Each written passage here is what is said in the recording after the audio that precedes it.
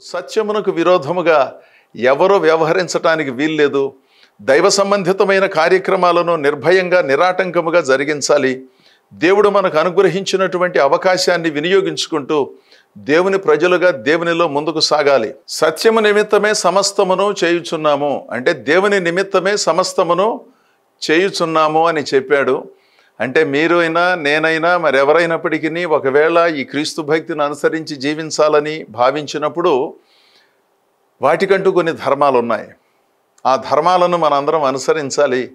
అంతేగాని ఎవరికి తోచినట్లుగా వాటిని ఆ ధర్మాలను మలుచుకొని నేను ఇలా అనుకున్నానండి అనే భావన కాదు. మీరు నేను ఏమనుకున్నామనేది లెక్క కాదు. దేవుడు ఏం చెప్పాలనుకుంటున్నాడు, దేవుడు ఏ ఏ సంగతులను మనకు బోధిస్తున్నాడు అవే ప్రధాన అంశాలు కనుక వాటిని మనం పరిశీలనతో గ్రహించి తెలియని సంగతులను తెలుసుకొని ఒకవేళ ఒకేసారి అర్థం కాకపోతే అర్థమయ్యేటట్లుగా చెప్పేవారి సాహచర్యంలో కొన్ని సంగతులను చక్కగా గ్రహించి దేవునిగా సేవించాలి.